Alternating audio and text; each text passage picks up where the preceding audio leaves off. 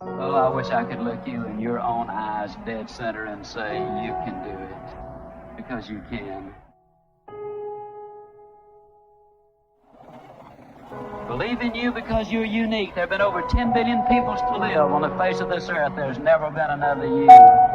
Believe in your fellow human being. Believe in what you're doing, the company you represent. If you do not think you deserve success, if you do not think you deserve a bigger home, to be $1 million producer, to have an outstanding mate, or beautiful, well-disciplined children who are productive, if you don't think you deserve them, then you'll do things that will keep you from getting them.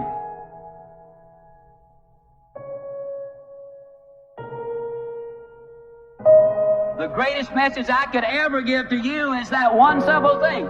Yes, you can grow. I say it with all of my heart. I know in my mind that man was designed for accomplishment, that he's engineered for success, that he is endowed with the seeds of greatness. You can start from where you are with what you've got. And so long as you build on a moral foundation, I believe you can get anything you really want. You'll just help enough other people get what they want.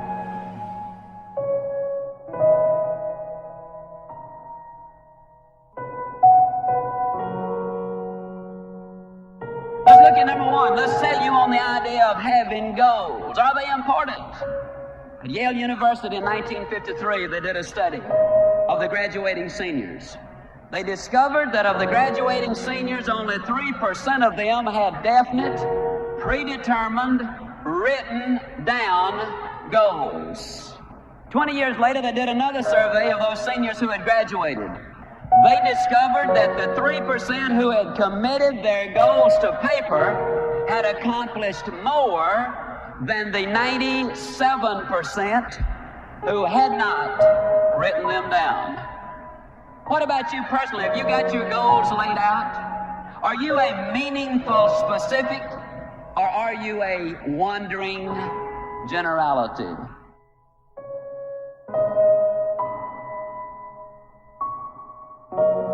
How could a man hit a target he could not see? That's a pretty good question. Here's another one. How can you hit a target you do not have? Have you got one? Are you a wandering generality, or are you a meaningful specific? Are you going to work tomorrow because that's what you did yesterday? If that's the reason you're going tomorrow, you won't be as good tomorrow as you were yesterday because you're 2 days older and no closer to the goal you do not have.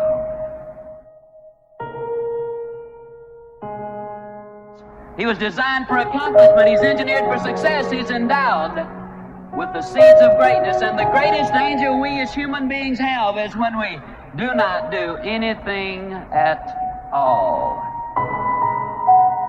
He had to work and he had to make 100 calls a day. He had to sleep on the floor of the Penobscot building. He had to join Toastmasters. He had to join the National Speakers Association. He had to get rejected. He had to show up in audiences and say, hold on, we thought Les Brown and the band of renown is coming. And by the time they left, they say that band is renowned.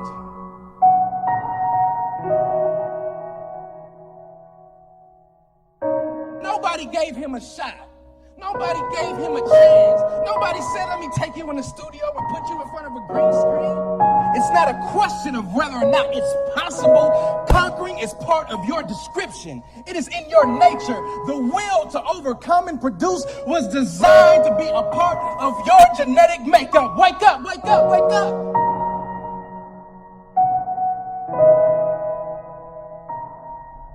We've been going through several stages. We talked about self-awareness. Who am I? Asking that central question in one's life.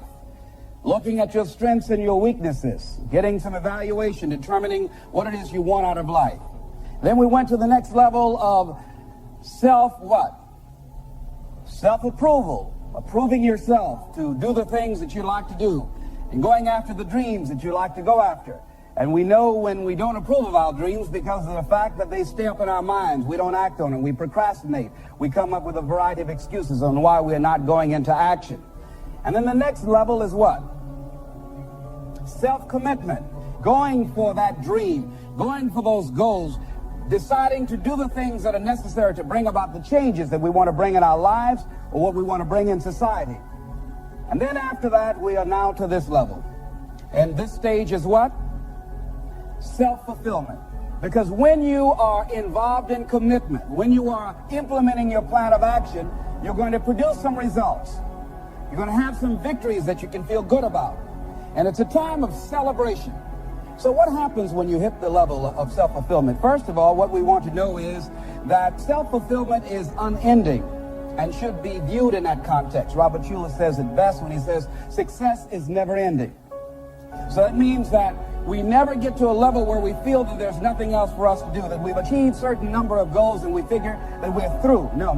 You don't want to stay there and celebrate too long like a lot of people do. When they do something they consider outstanding, they go around talking about what they used to do. See, let me tell you, I used to do this and I used to do that. Excuse me, used to be's don't make no honey. What are you doing now? What have you done for me lately? You know, go around telling me about what you used to do and who you used to be. What does that count for now? Nothing. What are you doing now? You're still here breathing. That means you've got some more to give. Doesn't matter how old you are. Doesn't matter about where you are. Doesn't matter about what you have. Doesn't matter about what you've done.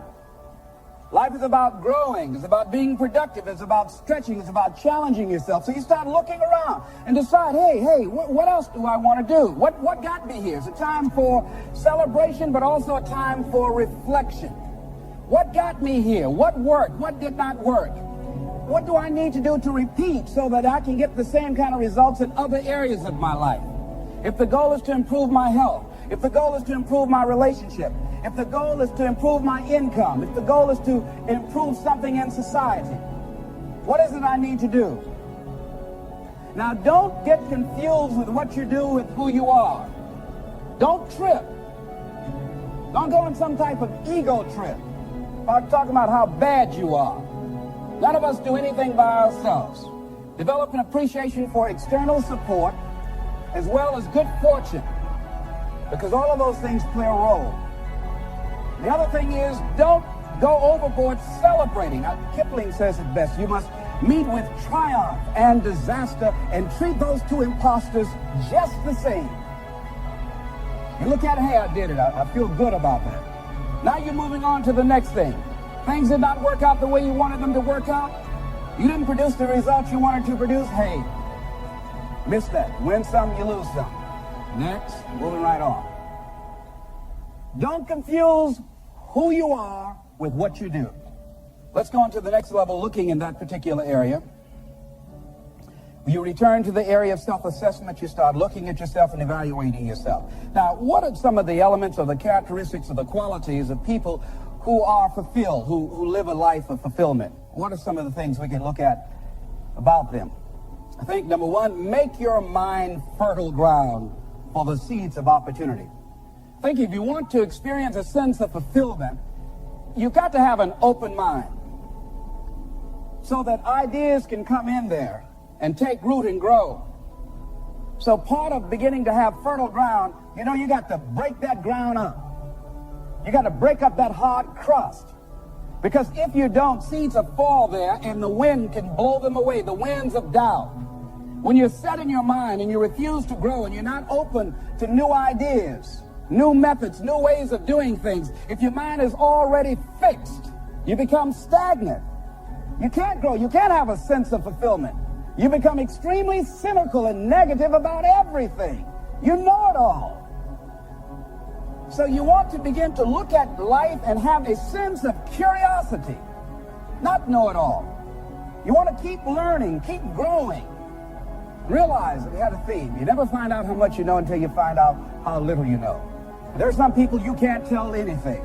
They have all the answers. Oh, I've already done that. Larry DeAngie was telling me, he said he was on a plane and he was observing two men talking, and the guy was reading a magazine. He looked at the guy next to him and said, would you like to read this magazine, share this magazine I have? No, I read that before. Don't like it. Okay. So he had a newspaper. He said, what about the USA Today? No, read that before, don't like that either. Tried that once, don't like that. So they served them some food, and he said, would you care to have anything I have here? Because the guy wasn't eating. No, tried that before, I don't like that. And you know this guy only had one child. He said,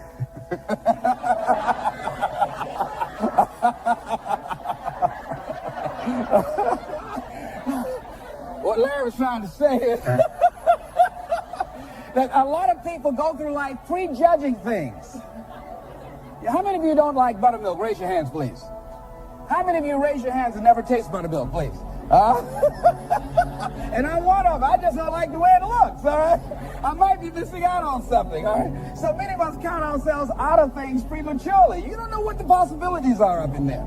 So you want to be open, you want to continue to learn, you want to continue to grow, you want to begin to know that there are unlimited ideas out here waiting for you to latch on to them. And if you don't take advantage of them when they come your way because you're so closed-minded, do understand somebody else will.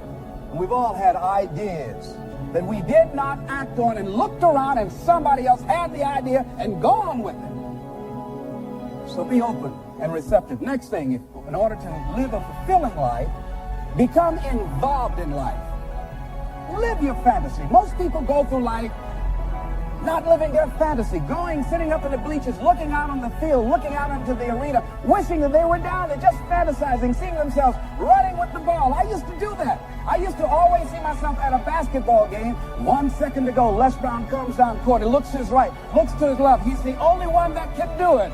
Deuce, the basket goes in, Les saved us, and people picked me up and carried me off. But I never went out and did it. Decide to live your fantasy.